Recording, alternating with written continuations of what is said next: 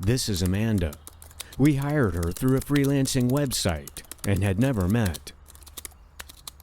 She's retyping the full manuscript of Roger Morneau's autobiography, as its pages were too faded to accurately scan and convert to usable text. His complete story was published in 2015 as the book Charmed by Darkness.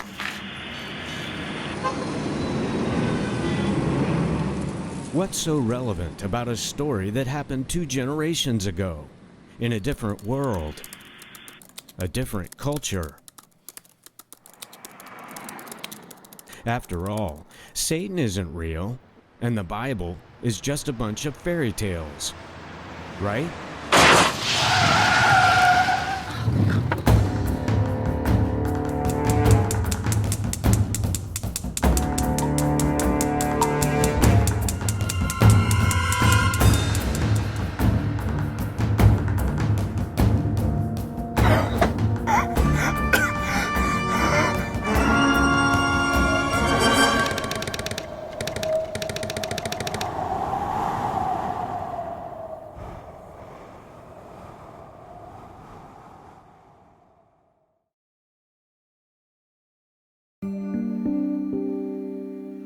He was a man of a singular focus, always ready to tell the story of his best friend Cynthia, the unlikely friendship with Roger Morneau, and the supernatural experience that changed them all.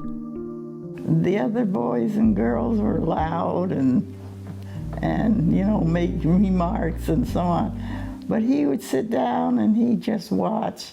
And sometimes he'd say something, and when he said something, you thought about it. And that was interesting. And of course, I compared him with the others, and he was far better in every way.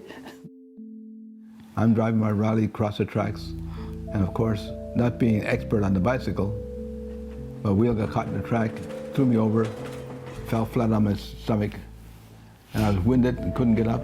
And she ran over, grabbed me by the hand and pulled me off the track. And then she went back and pulled my bike off the track before the train got there and saved me. Another time, I almost drowned in the lake. She saved me again. What happened? I married him. Yeah, the things that he was doing was ridiculous, really ridiculous. Yeah. I was not an Adventist, but she was. We never argued about what to eat, what to drink, or going to church on Sabbath. I decided I'm going to go to church with her, because if I didn't go to church with her, somebody else would steal her. They married in 1944, both just 18 years old, and began attending church together in this building, the previous home of the Seventh-day Adventist Church in the Westmont district of Montreal. When the minister said, "Anybody here like to have Bible studies?" And before I could say, "Not me," she said, "We would."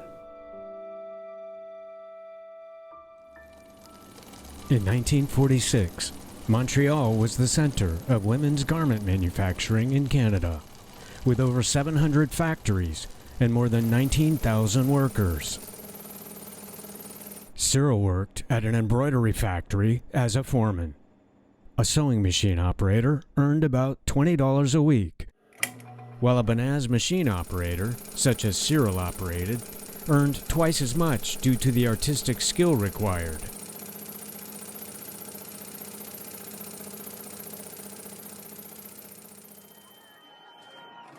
During this time, labor unions had gained a strong foothold in Montreal. Strikes and riots were becoming front-page news. The garment factories were less organized, especially embroidery shops, and the pressure mounted on non-union workers. The union was trying to organize the industry, beating up people and to make them join the union. I went to this RCMP, that's the Royal Canadian Mounted Police, told them I was afraid of being beaten up and forced into a union, and I got a permit to carry a gun. One day I opened up my factory, and a big burly fellow came into the place, Walked down the hall and I saw him coming, and I knew that was the Union. So I took the gun out of my pocket and put it on the counter and said, "Yes, what can I do for you?" And he saw the gun. He said, "Oh, I just came in to say hello, goodbye." He made a U-turn and went back out. Now I had faith in the gun. Now in their spots and the race is about to begin. The horses are settling in now. And they're off. It's a quick release, flies out of the box in first, but it's... Meanwhile, a French-Canadian named Roger Morneau was winning here at the Bluebonnets racetrack in Montreal. His time with a secret society of demon worshippers was paying off. After professing faith in their great master Lucifer, Roger received the gift of divination.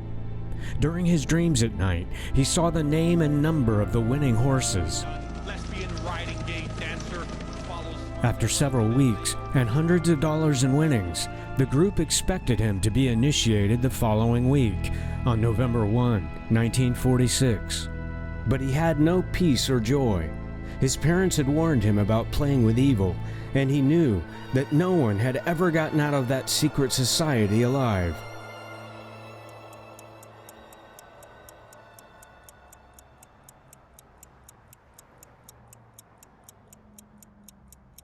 If there's a God in heaven that cares for me, help me.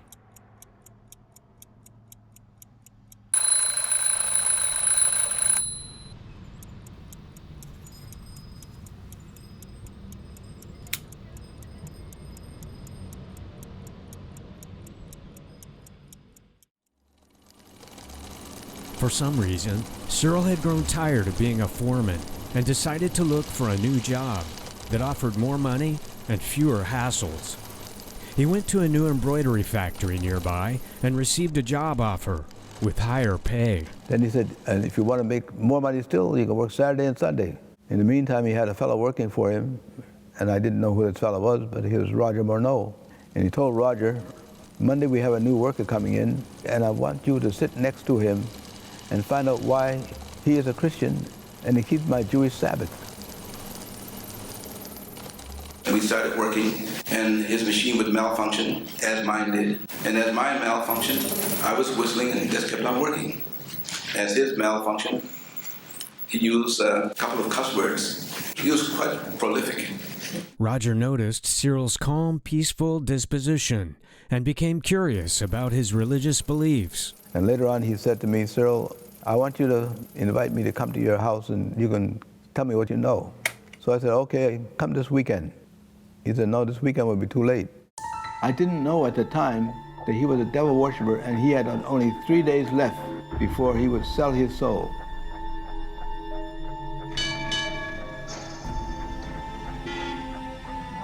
Cyril had plans for Monday evening, but decided to invite Roger over instead.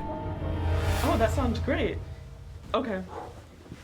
I remembered that I had just bought 28 Bible studies for busy people, and I got home as fast as I could and told my wife, I said, "Cynthia, we have a fellow that wants Bible studies. You can turn the pages of the Bible while I read the notes." I said, "Now this fellow wants to come." I said, "He cusses like a sailor and he smokes like a chimney." I said, "What do you want to do?" You know what? Let him cuss and let him smoke. Cynthia was terribly allergic to cigarette smoke. Her symptoms included Choking and coughing. Choking, coughing, sneezing, eyes running, the whole bit.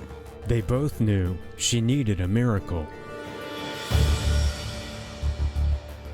Cynthia and Cyril lived here on Coursol Street, in a district known as Little Burgundy. Roger came to the house. He was on time. See right here, man.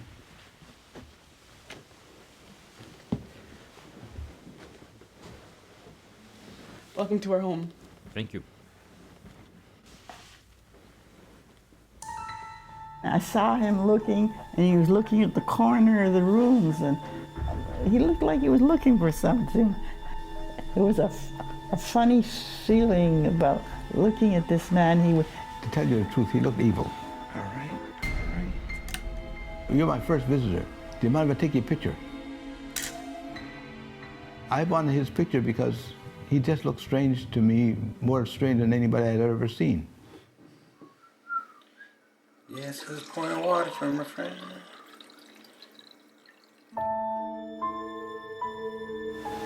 And I said, what are you doing? He said, oh, just trying something.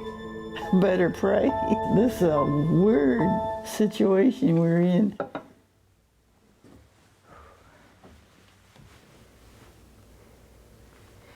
Each study takes about an hour. Is that too long for you? That's fine. All right, let's pray.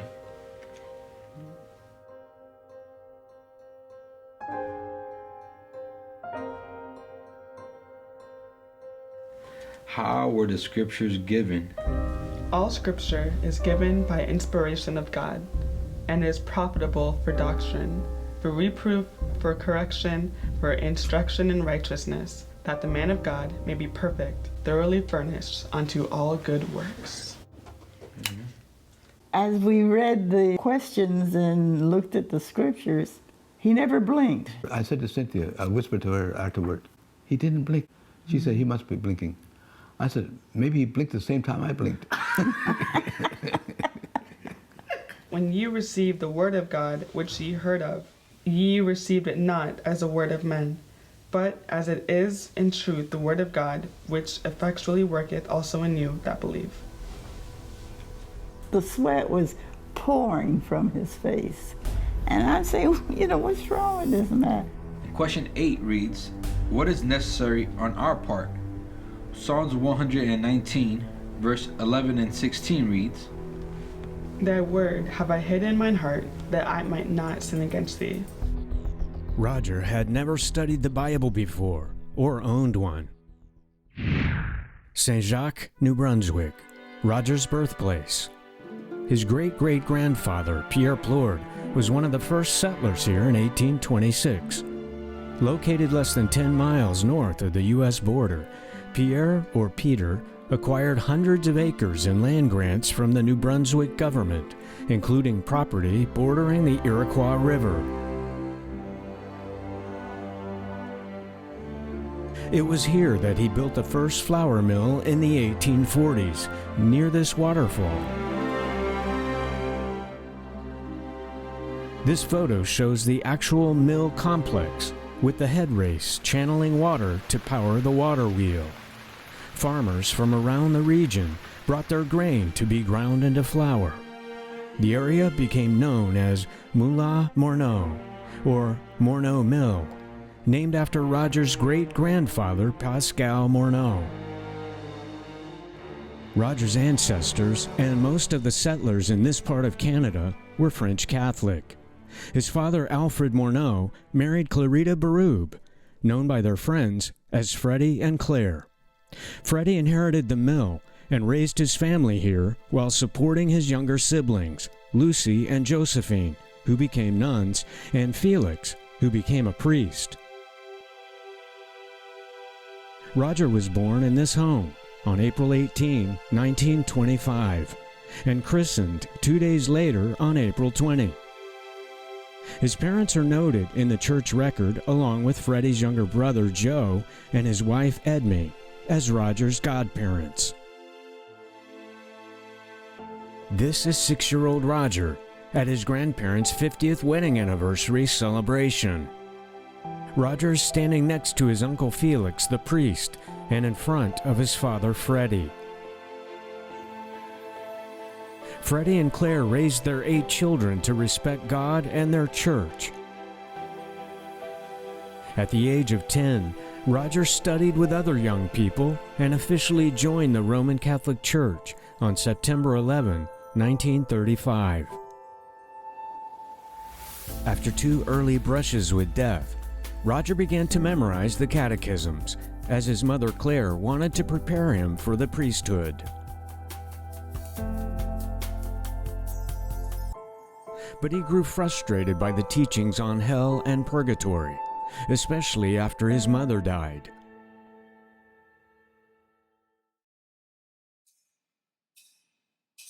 His father was able to pay for 300 masses to be held for her, and Uncle Felix later assured Roger that Claire went straight to heaven, avoiding purgatory altogether.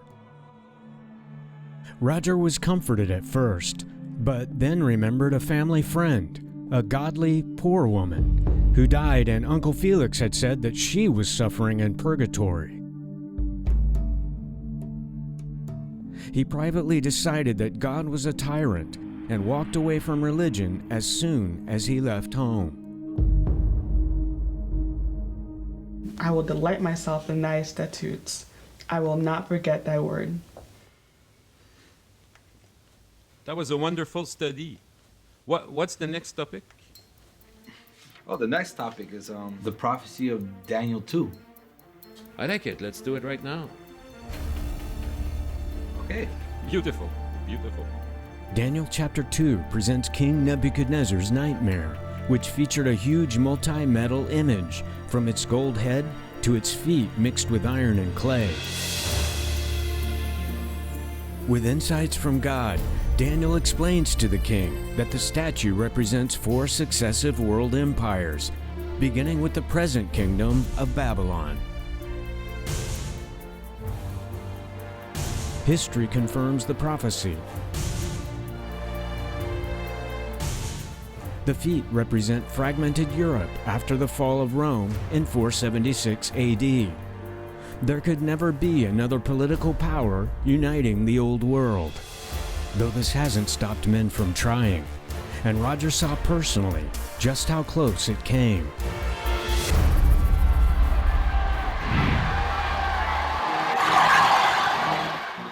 World War II was less than a year old, and Hitler had already seized control of Europe with blinding speed, either by invasion or treaty. Except for one last obstacle: Great Britain.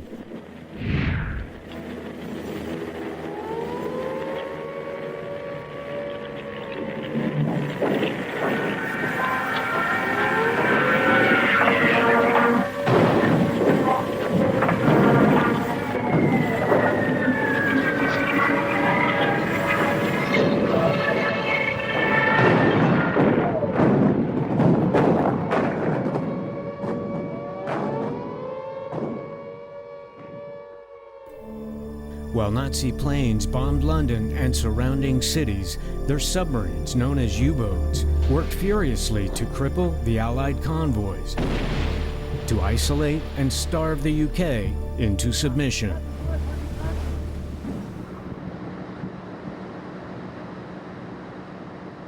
From the very beginning, Canada played a key role in what became known as the Battle of the Atlantic, by providing Navy ship and air escort for Allied convoys. Everything depended on getting troops, supplies, and weapons to Great Britain through storms, surface raiders, and submarines.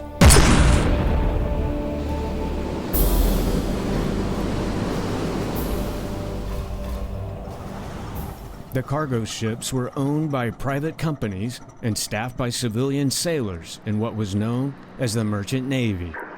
Roger was one of 12,000 Canadian merchant seamen serving during World War II.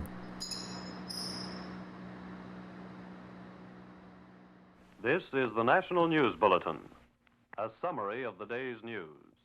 For many Canadians, the war was a fight happening far away. Until 1942. Hitler's U-boats brought the war to North America. It was known as Operation Drumbeat. The Nazis found the American coastline completely unprepared and undefended.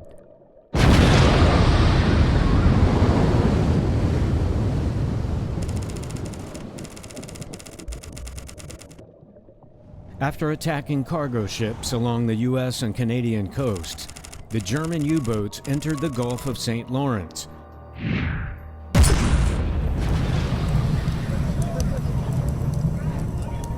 During 1942, U-boats sank 21 ships, some as close as 200 miles from Quebec City, and killing nearly 300 people, including women and children. In 1942, 17-year-old Roger joined the Canadian Merchant Navy, and worked on cargo ships that transported supplies between Montreal and various destinations around the Gulf of St. Lawrence. This is the Walter B. Reynolds. Its port of registry was Montreal, shown here on a contract between the shipowner and the crew. Roger's signature is listed on page 6, along with his age, Montreal home address, the previous ship he was on, and the date he signed this agreement, May 9, 1944.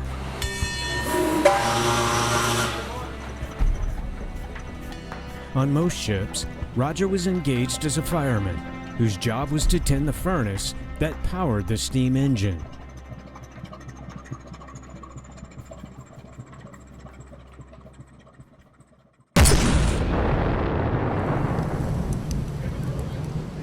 Even close to home, being a merchant seaman proved to be dangerous.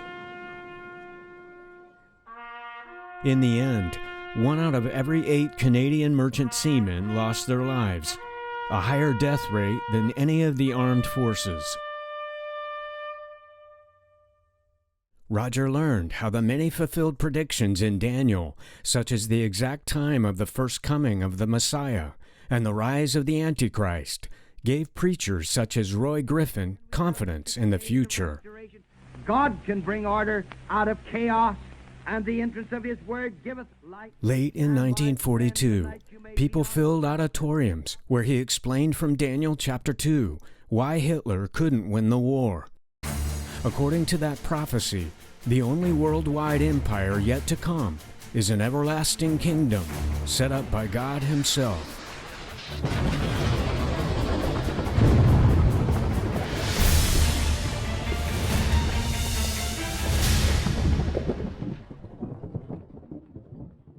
Well, what's the title of the next one? I said, well, we'll do the next one next week. He said, no. Do the next one now. I said, the minister told us not to give more than one or two a week.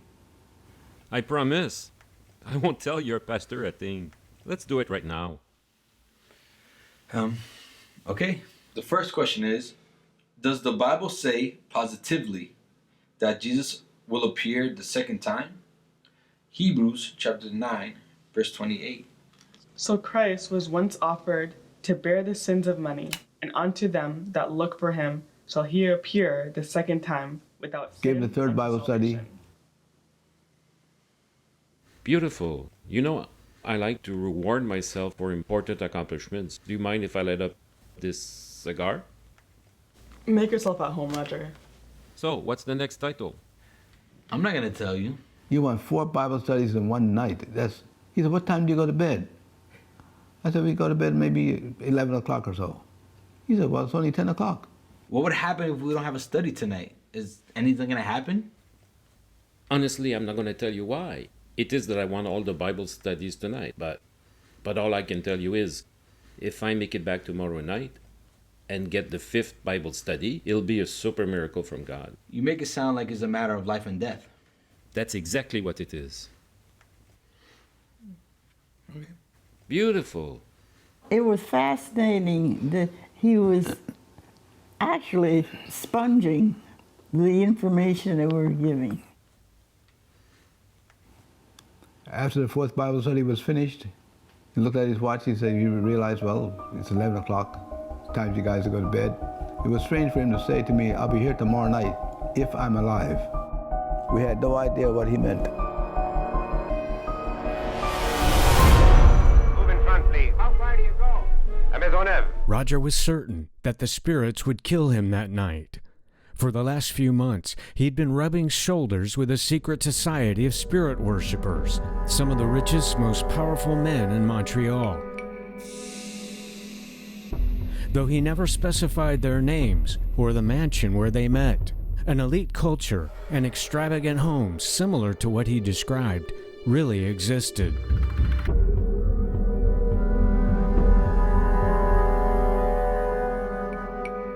In the early 1900s, 70% of Canada's wealth was controlled by the families living in an area known as the Square Mile.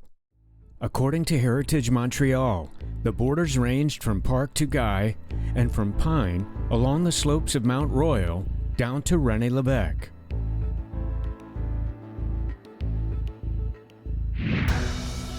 Some entertained royalty, judges, generals, and bishops, and threw parties of up to 1,000 invited guests.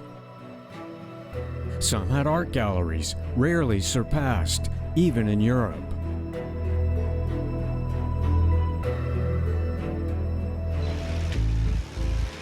By the 1950s, mansions were being torn down to make way for retailers, office towers, and apartment buildings. Today, only a small portion remain. The secret society met weekly for praise sessions to the spirits, whom they referred to as the gods. Roger heard them tell how their gifts of clairvoyance and telepathy influenced business deals. And a physician spoke of how his hypnotic and healing powers stopped pain and severe wounds from bleeding. In Europe, a man was demonstrating a similar gift, being stabbed through his body repeatedly, yet without harm or loss of blood. His mission? To promote the reality of a higher power and world peace.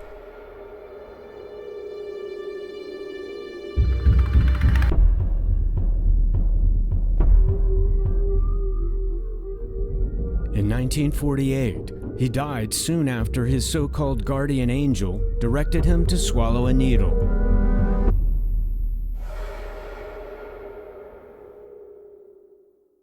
The worship room included large paintings of Satan and his generals, who'd materialized in human form, wearing clothing from different eras and cultures.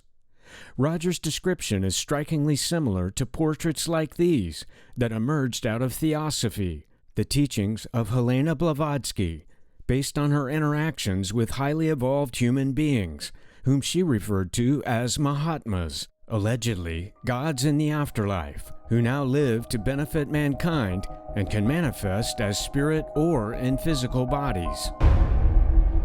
In the 1930s, well-known artist Charles Sindelar claimed that a Mahatma calling himself Saint Germain visited his studio and posed for this portrait. During this time, famous Brazilian medium Chico Xavier was channeling books from a spirit guide calling himself Emmanuel. This artist's rendering, affirmed by Chico as an accurate representation, looks remarkably similar to Roger's description of the painting of Satan in the Montreal worship room. Satan was affectionately referred to as God with us, which is the meaning of the Hebrew word Emmanuel, a biblical name referring to Jesus Christ. The Montreal group believed that Satan and his angels are real, that they fell from heaven, that Satan deceived our first parents and became the god of this world. They believed that the dead are really dead, and that, like the Creator, Satan is a life-giver, who someday will resurrect his own to reign with him on this planet. They believed he was misunderstood, and his best defense was promoting the belief that he doesn't exist, giving fallen angels even more freedom to masquerade as spirits of the dead. This all confused Roger, as he'd been raised to believe that humans do have an immortal soul, and recently he'd been communicating with what he thought was the spirit of his dead mother.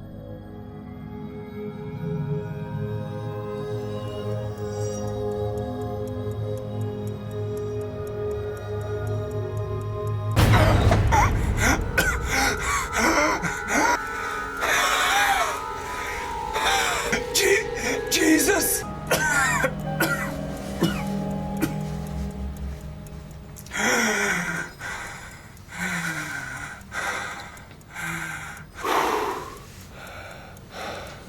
Roger wondered why he was still alive. Surely God doesn't forgive demon worshippers. Then again, he shouldn't have survived the war either.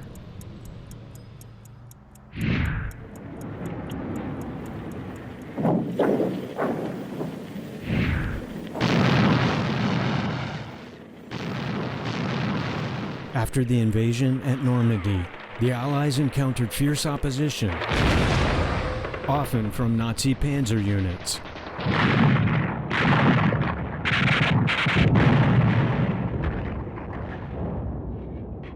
Within weeks, the Canadian Army suffered thousands of casualties. Reinforcements were needed.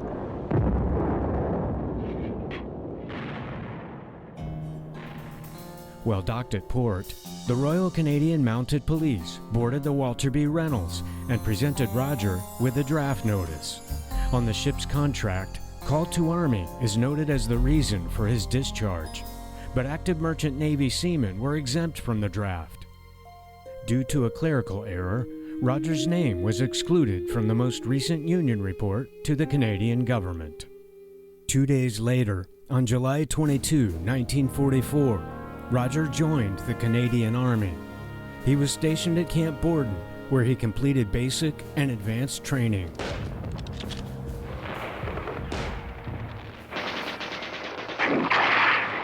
On November 24, the Canadian government approved an immediate dispatch of 10,000 reinforcement troops to Europe.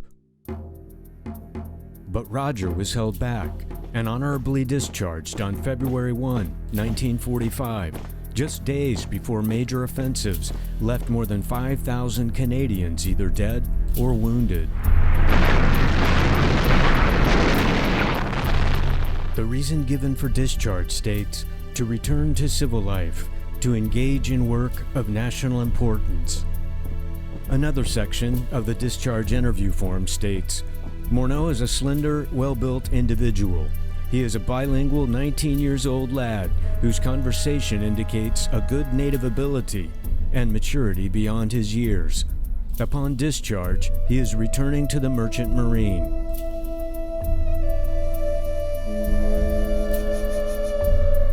These crew lists confirm that Roger did return to the Merchant Navy, where he served until late in 1945.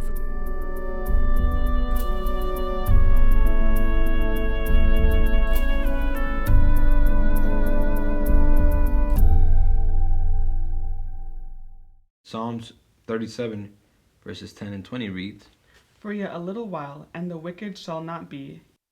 So he came the next night, Tuesday night, 4 more Bible studies. For we must all appear before the judgment seat of Christ. The demons had told the priests that he was studying with Adventists. And he called our names, Cynthia and Cyril. Fortunately, we didn't know that at that time. Today's topic is Christ, our high priest. We're going to read now 1 Timothy chapter 2, verse 5.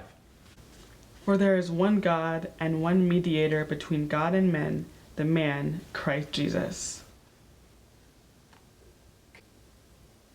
Roger, are you okay?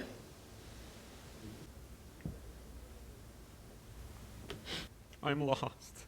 Roger, you're not lost. You wouldn't be here studying with us if you were.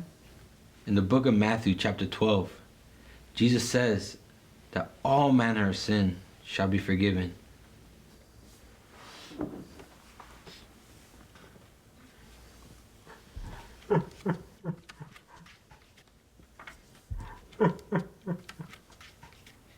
How to talk to Satan. I don't want this book in my house. You have no idea where I've been. Roger, it doesn't matter where you've been. God knows you were deceived. Roger, listen to this. For as much then as the children are partakers of flesh and blood, he also himself likewise took part of the same, that through death he might destroy him that had the power of death, that is, the devil, and deliver them who, through fear of death, were all their lifetime subject to bondage.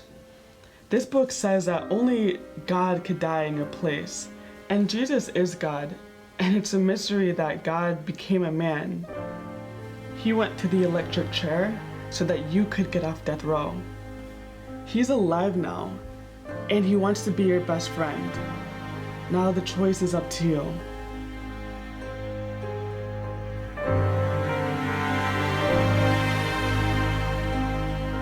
to me, I just felt if the Lord has brought us this far, He will continue.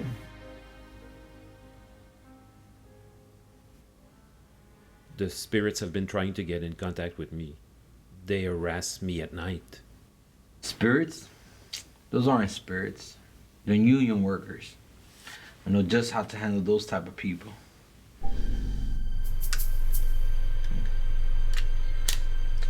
Let's go.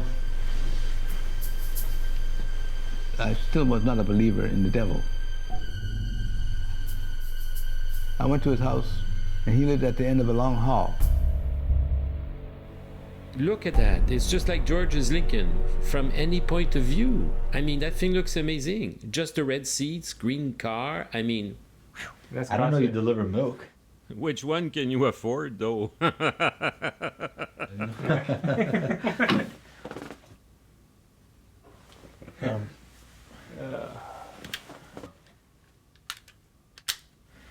What time do these union people get here?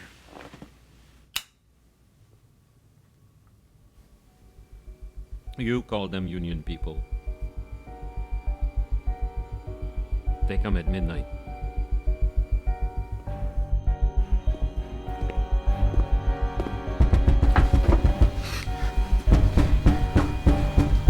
Now.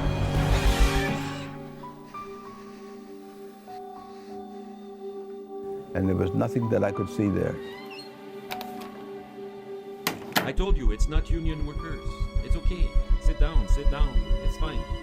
I was afraid, and I sat down in the chair, and Roger said, "Don't worry, as long as I don't talk to them, they cannot communicate with me." I didn't think it was gonna happen like this. He said, "Don't be nervous." A knock came to his balcony door, and it was so strong that it almost knocked the wall down. I'm doing two things, man.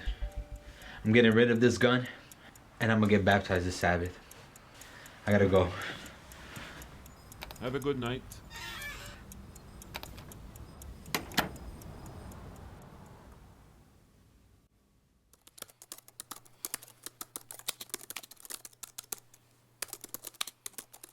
For Amanda, typing the full manuscript of Roger's autobiography wasn't just another job.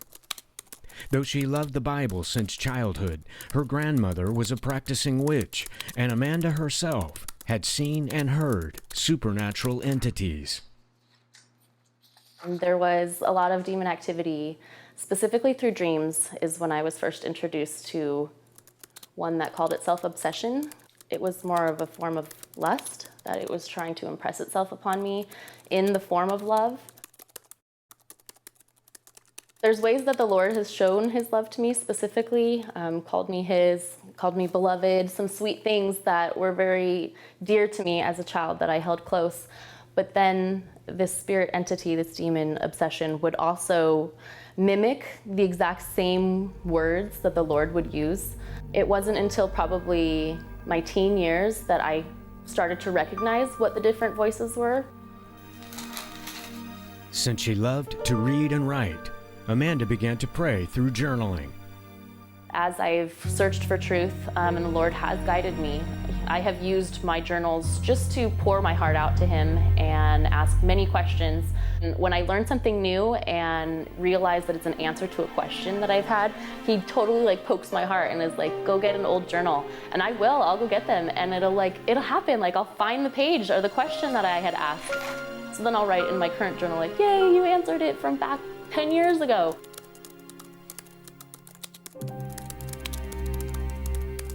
His story is just so amazing, but it spoke right to me. I was like, Lord, I knew I was gonna like this book. And the fact that he was answering a lot of questions, specific questions that I had journaled about.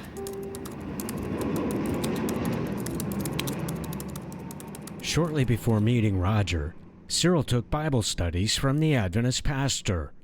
He enjoyed everything he studied.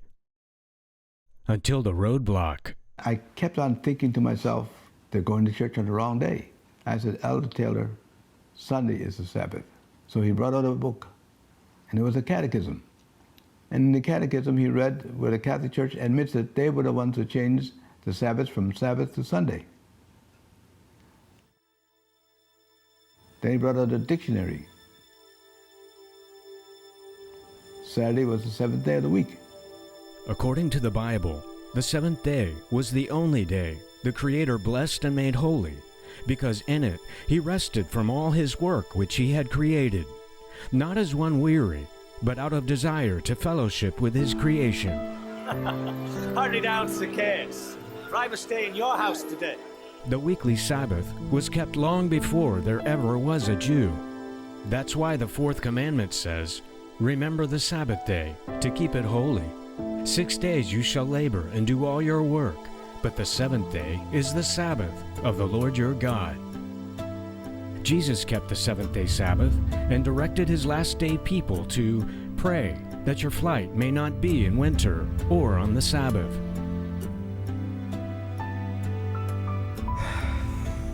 And I said a silent prayer. Didn't tell my wife, didn't tell Elder Taylor. And I said, Lord, if you want me to keep Saturday for my Sabbath, let me convince one person that Saturday is the Sabbath, and I'll believe. That very week, Cyril left his job and got hired at the new factory with less work and higher pay. Since most of Montreal's garment factories were owned by Jews, the exchange between Cyril and his new boss was not surprising. Then he said, and if you want to make more money still, you can work Saturday and Sunday. I wasn't sure, but I didn't want to take a chance. I said, all right, but I don't work on the Sabbath. He said, you don't have to work on Sunday. I said, no, Saturday is the Sabbath. He was a Jew, so he said to me, are you a Jew? I said, no, I'm a Christian. On the following Monday, Roger found himself sitting next to the new worker to find out more for his curious boss.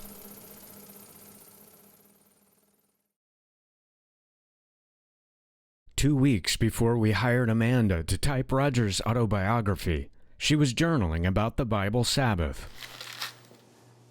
I was just like, Lord, I know that Jesus came to complete the law, but he didn't do away with anything. So are we still to be keeping the Sabbath? How come nobody teaches on this? Why is this totally dead in the churches?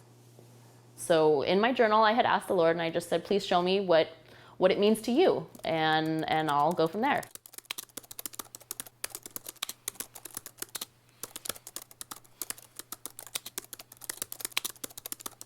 When I had saw that it started talking about the Sabbath, the Lord pricked my heart again, and he was like, here's your answer, you know? I was maybe halfway through the manuscript and was observing my first Sabbath.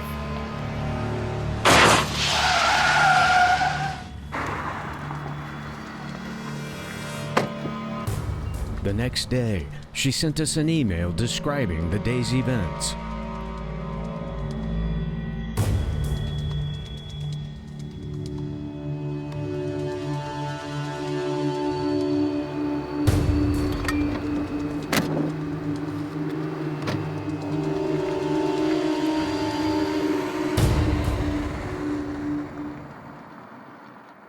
After that, we proceeded to my best friend Carrie's house. We've become best friends through the years, so we spend a lot of time together. It was there that I had told her about Roger's story and what I had been doing and what I had learned so far. And that she was typing the manuscript. As we were talking, the living room lights start flickering.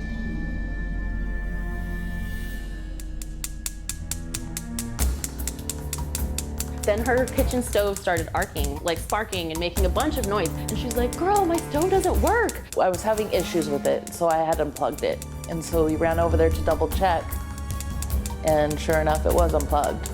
And it's still arcing. What is happening? This is crazy. This is a crazy day. But Amanda's day wasn't over yet. On the way home, her leg muscles cramped up, and old heart palpitations were seizing her again. Later, she saw shadow people, dark apparitions with human shape, standing along the road. While there is spiritual activity in my life, it has not been so compounded like that. It was as it was on that day. So that's when I was able to see that, wow, there's power in Roger's story. There's something that doesn't want me to continue typing this. And so that's when I even more committed myself. Like, I'm gonna finish this and I'm gonna see how it ends.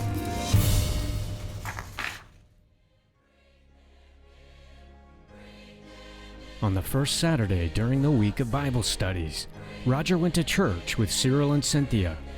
Cyril was baptized and became a member of the Seventh-day Adventist Church. That night, they covered 4 more Bible studies, including one on healthy living. Roger hadn't smoked all afternoon, and with a headache, he was dying for a smoke. So I said, Roger, if you're dying for a smoke, if you had to smoke, go ahead and smoke. But he asked, hey, how come you never said anything about smoke? I said, Roger, if I had said anything about your smoking, you would have stopped coming for the Bible studies. So he thought for a moment, he said, you know, you're right. The smoke was, you could cut it with a knife with so much smoke. And then I noticed that I didn't go through the allergy thing at all. I decided to go through with it and the Lord take care of it. And he took care of it.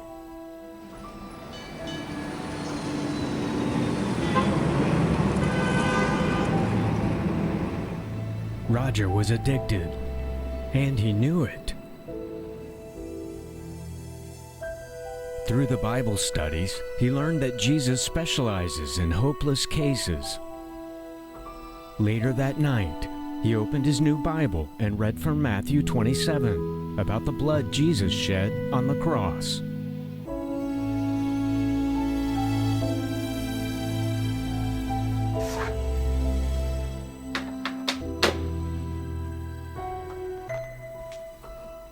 He remembered the text, and they overcame him by the blood of the Lamb.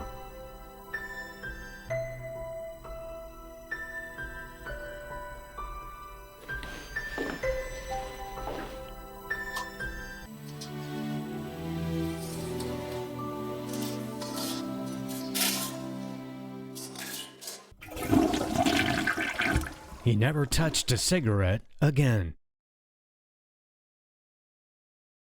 Roger saw that his new master was far greater than the one he'd been serving. He also saw that the Bible doesn't guess the future, it knows. But Lucifer can only manipulate outcomes wherever he controls people to make it appear that he knows the future.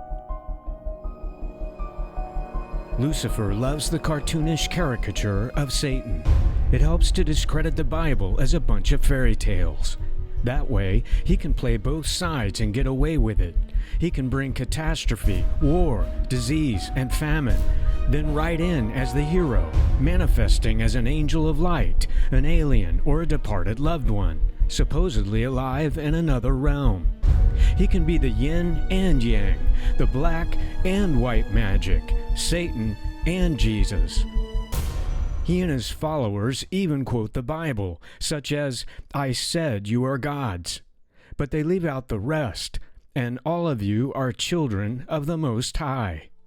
This Hebrew name of God, Most High, is Elyon, which means highest among like things. In other words, humans are godlike if they're like the God who became one of us. In the beginning was the Word, and the Word was with God, and the Word was God. All things were made by Him, and the Word became flesh and dwelt among us. Child, arise.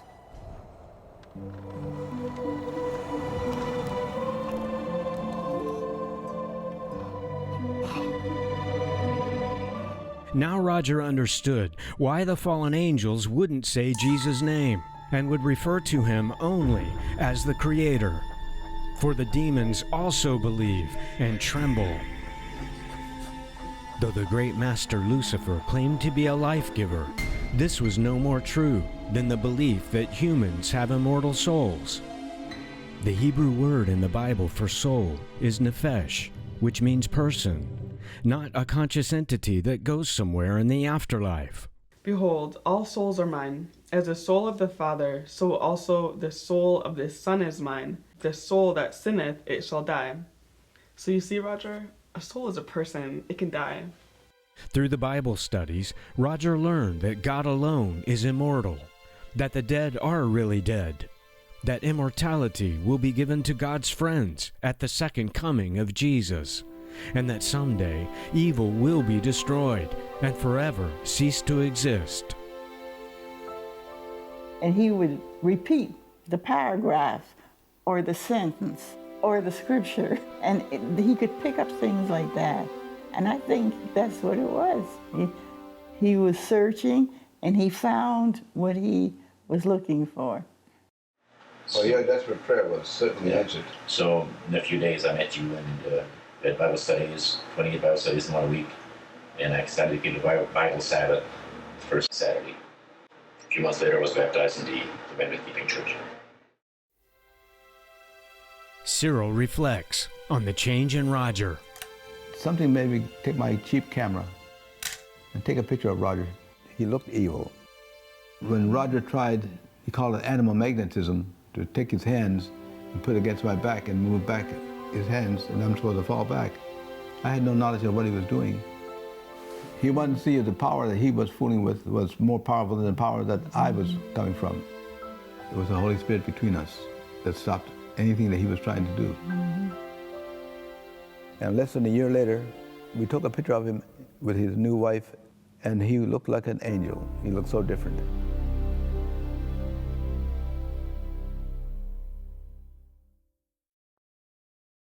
By the 1970s, Cyril and Cynthia were teachers and owned a private school in California.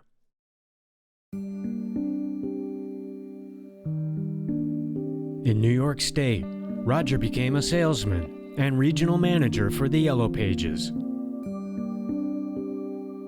After 30 years since being together in Montreal, the couples reconnected for a weekend in Toronto.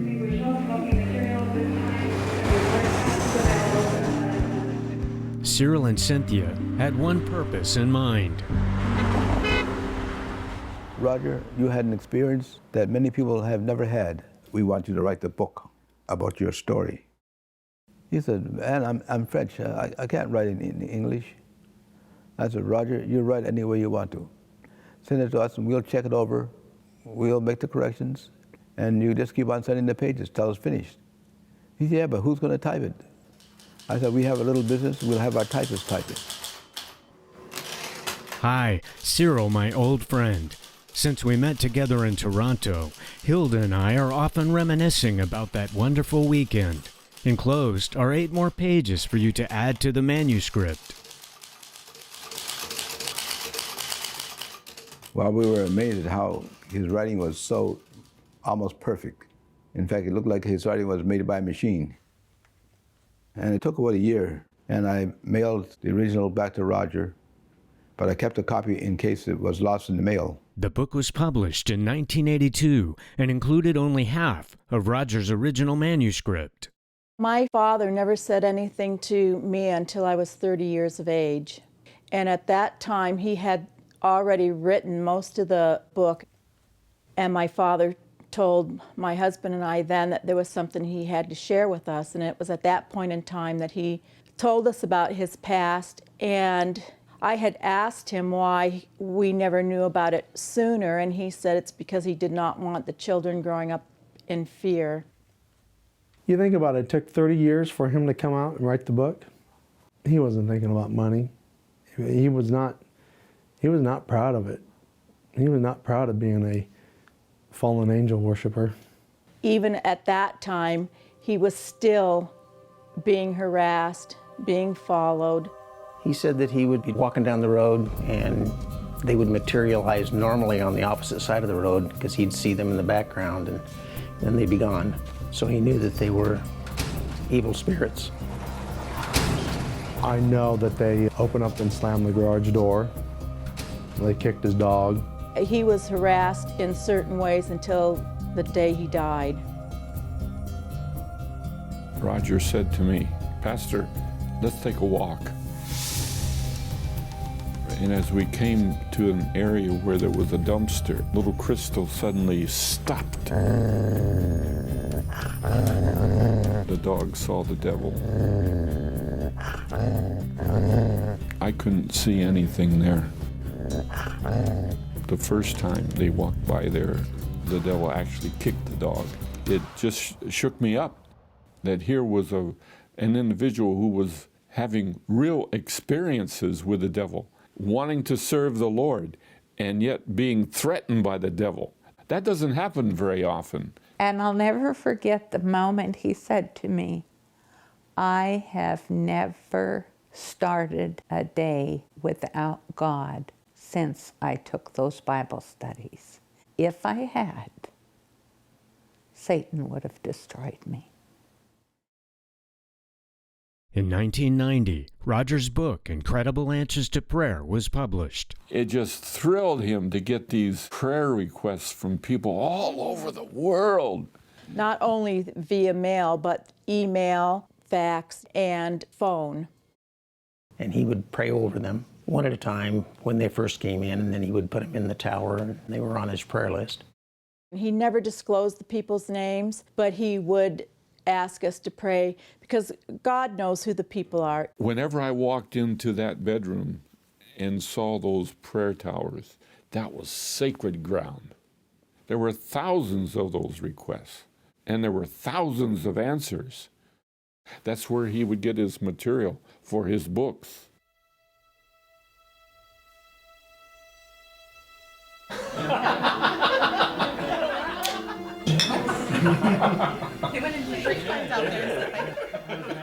Dondi was the life of the party.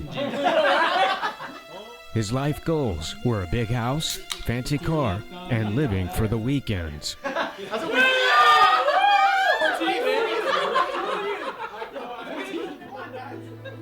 But the fast life wasn't fun anymore.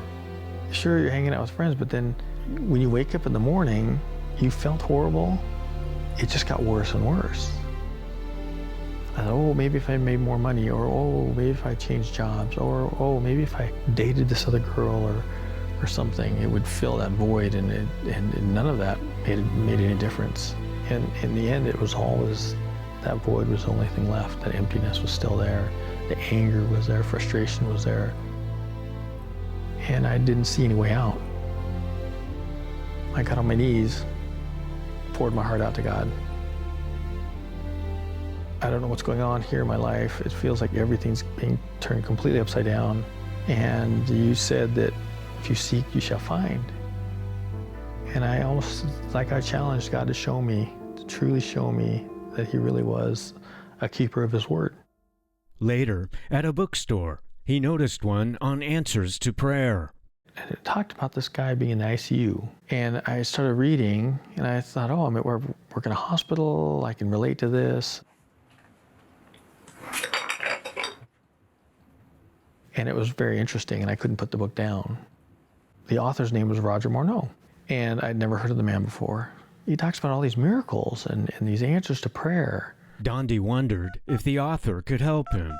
I ended up calling the publisher. Do you have a phone number or some kind of contact information for this author? They had an address listed under an R. Morneau, and that was really all they had. At first, he thought he would write a letter. Then he recalled he had a full tank of gas and didn't have to work for several more days.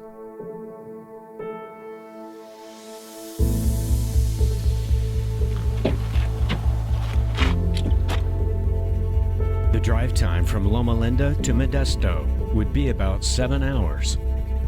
As I'm shooting up the freeway and heading towards LA and heading up towards Modesto, I remember thinking, what am I doing? But yet I was desperate, longing for some kind of direction and hope.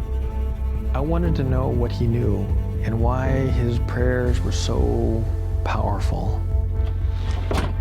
When I walked up to Roger's door, I was thinking, what if this is the wrong place?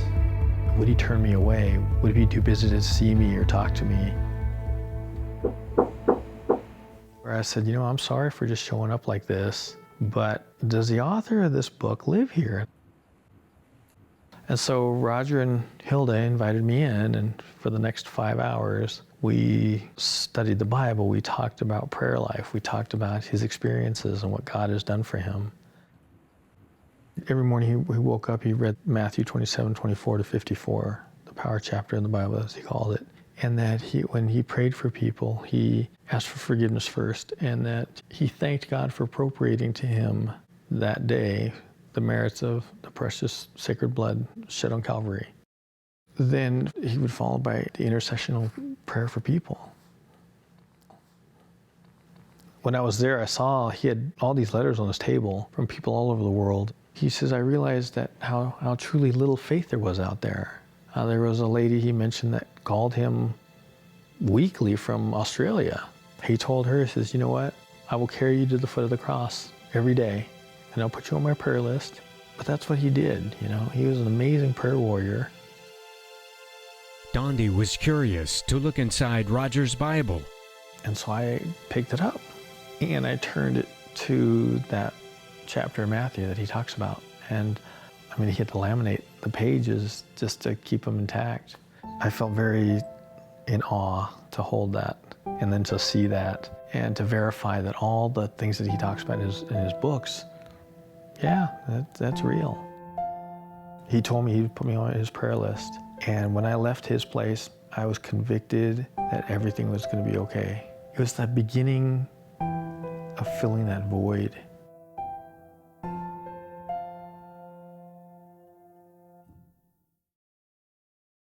In Roger's third book on prayer, he mentions Dondi's first visit. And yeah, sure enough, I was like, wow, I felt very honored. Roger was inspired by the Lord. Yeah. Directly. When his copy machine stopped working because it ran out of ink, he had no money to buy more ink. And he prayed and asked the Lord to help him until he had more money. And the machine started working, and it worked. I think 2 years. Almost 2 years with no ink. And I saw it operated many, many times with no toner. He would take the cartridge out, he would shake it, he would show us that there was no toner in the cartridge. He called me in to study, and I saw the printer, and he fed a piece of paper in there, and it printed out a beautiful copy of this story of this miracle printer that continues to print without ink. And I think at that time it was like 3,000 pages had gone through that printer at the time of the printing that he gave me. I still have that print today. Carol had read Roger's 3 books on answers to prayer and wanted to have her name added to his prayer list, especially now. It was Carol's second heart attack in the last 4 days.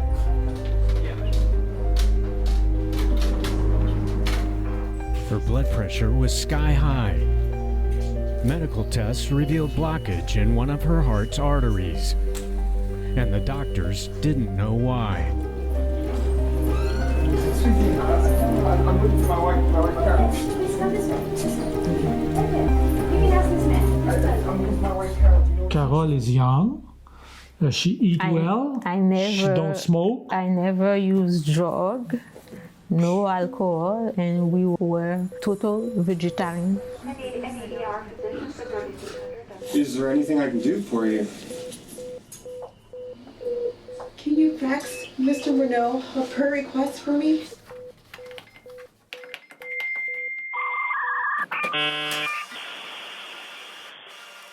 I'm contacting you at the insistence of my wife, Carol Michelle. She's been sick for some time now, and there's no precise diagnosis. She's in the ICU after having a second heart attack. I'm worried for her life. Mr. Monod, can you pray for her? You can reach her if you wish to this phone number at the hospital, Hotel Dieu.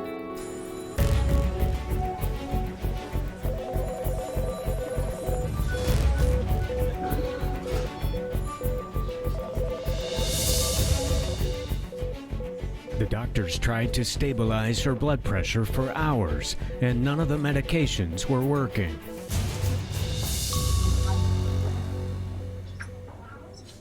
Each day, the heart pumps 3,000 gallons of blood throughout the body, and it gets its own supply from the coronary arteries. A heart attack occurs when one of those arteries becomes narrow or blocked. The narrowing is usually due to a lifestyle-related disease called atherosclerosis. But this was not Carol's problem, and the doctors were perplexed. Medical tests showed that the middle portion of the left anterior descending artery, or the LAD, was 75% blocked. The LAD is considered the most crucial because it supplies blood to over half of the heart muscle. A major blockage of the LAD can kill more of the heart muscle and can even cause sudden death.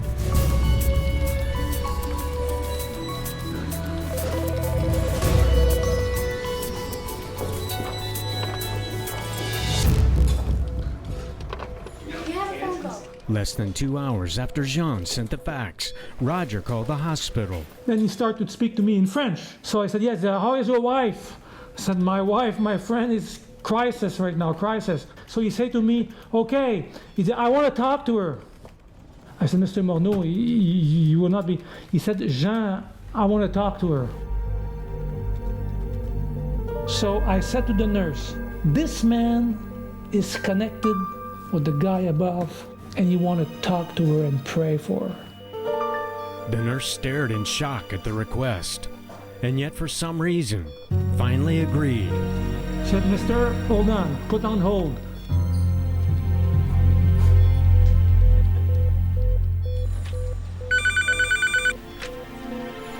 I said, Mr. Morneau, I put the phone on her ear, you can talk now. He said to me, I want to pray with you. I said, did you finish? Because I don't know what's going on. Did you finish? And the nurse are there looking at me.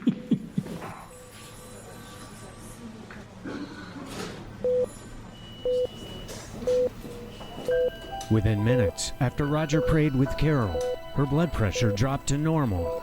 She was discharged from the hospital soon after.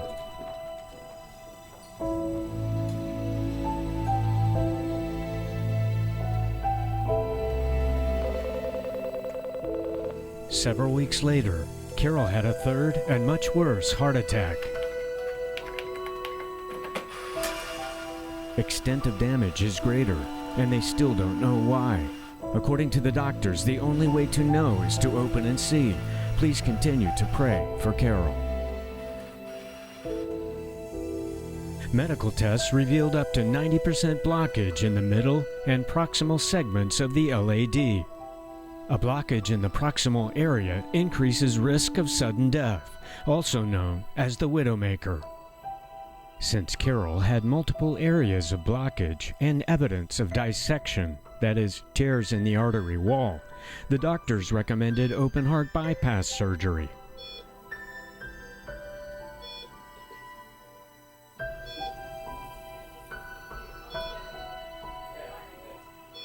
He said to me, you have something bizarre. It was a problem, but when I open, I don't see anything.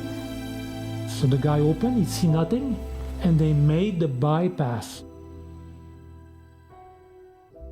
Post-op medical tests revealed that the blockages in the proximal and middle sections of the LAD had totally disappeared. This means that the blood was flowing through Carol's heart as if she had not had a bypass. Carol's cardiologist, Dr. Jeunesse, stated, "The results are extraordinary. The lesions have somehow disappeared. I remain perplexed about the origin of this illness." Now, more than 20 years later, Carol still meets with Dr. Jeunesse for an annual checkup, even though she's had no more chest pain or heart attacks. He told me, your bypass is still there, but your blood... That doesn't go through that bypass. Yes.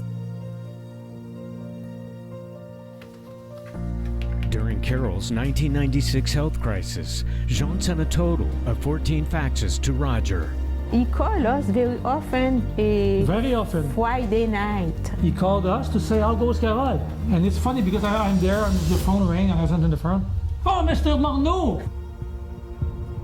I just want to say thank you to God. I don't know if I will be here today if I didn't meet Roger Morneau. Roger Morneau existed. I talked to him and I wrote and he wrote back. And he prayed and Carol was healed. praying that the great power that raised up Lazarus from the dead be made to permeate every cell of your body, causing the elements of death to disintegrate and pass out of your being. If he really meant what he said there, and if he is really connected with the source of life, and if the source of life agreed with that request, that explained her healing.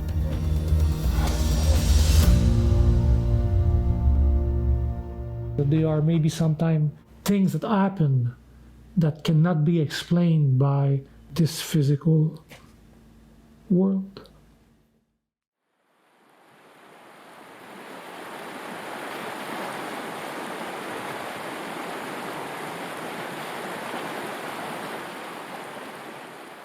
My grandfather's experience and his testimonies, it has had a profound effect on my life. I was exposed to spiritual realities at a young age, and they weren't just stories to me. I believed them as a child as factual. He did talk about his love for his parents and people. My grandfather was never anti-Catholic. He's anti-deception of what Satan and the angels have deceived humanity with. That's what he was. They were still instrumental in instructing my grandfather. They did to the best of their ability. So yeah, I'm really excited to meet them. And it's not a Catholic thing. I was as sure that the sun's going to rise tomorrow, that the spirits were going to do me in at night. I probably have heard his conversion story at least 100 times, or more than that. Over and over again, you just don't lose out on the dramatic scene that's there. And it really never varied from the first to the last time I heard it, other than just a few little details here and there. I mean, it was always consistent. For me, there's no question about whether it was truth or not, because you don't have to remember the truth. You have to remember a lie. What a great privilege it was, not only as his friend, but as his pastor. We had this very close relationship. What he said, I could trust. You could go to Roger with almost anything, couldn't you, Sherman, and share your challenges in the ministry. And it's very, very difficult for a pastor to lose a prayer partner. We don't judge people, but we can judge the fruit of their life. And I knew Roger and Hilda well. I was in their home. I spent many hours talking with them. If I didn't know the man, you would almost think that whoever conjured up an experience like this would have to be a psychopathic liar. But I knew the family, and he was absolutely sincere, and he lived it. And your ministry as a writer really began when you were 57 years of age. Right. You didn't have any idea. I knew when we went into that interview that it could be his last, because he was suffering from congestive heart failure. He was a real trooper. I think he became more energized by the process. So it was a real blessing. It was a privilege for me to sit there and be part of that. I shook hands with them and said, well, if I'm still alive, I'll be here tomorrow night for Bible study number 489. See, we had 28 Bible studies in 1 week, 7 days. So what happened here? I'm getting ideas for a new evangelistic series. Oh, really? Yeah. What happened here is that Shortly after his TV interview, Roger confided in Dondi. Roger got so many phone calls that he put a block on his phone so that unless you knew a certain code, you couldn't really get to him. The week before his interview, Roger received an anonymous call that bypassed all the phone security, and the stranger said, Years ago, you were part of an elite society of Satan worshipers. He says a price was put on your head and you were to be shot by somebody within our society. And at this event is where it will take place, at Doug Batchelor's church. Then Roger spoke. The moment a bullet touches me, the Creator will take the very breath of life out of you. And he said to me that if any attempt ever was made, we really never knew. The Apostle Paul says, we wrestle not against flesh and blood. We wrestle against principalities and powers of darkness. In God's great mercy, He laid Roger to rest. He doesn't have to fight that battle anymore. On September 22, 1998, Roger died from a brain aneurysm. He was 73. So all those prayers that Roger prayed for people, because it used to kind of worry me, what's going to happen to all those? Roger's prayers are still going around the throne of God. Without Cynthia and Cyril, and I love you, Cynthia and Cyril, my grandparents wouldn't be married. My mom wouldn't be. I wouldn't be, and my precious daughter. All eternity would be changed. You know, Cyril could have said no. Cynthia said, no way am I going to have a cigarette smoking, cigar smoking, cussing man in my house. It would have been finito. And then who knows what lies my grandfather would have destroyed. The great master wasn't going to initiate my grandfather into that society to be a good man for this planet. It was to destroy people. You were responsible for helping me to become a stronger Christian, while I was responsible for helping you to see the difference between what you believed at that time and the truth. So it looks like God has a wonderful, mysterious way of working with men. Right. It's a long battle. We have a lot of memories. That's half of them.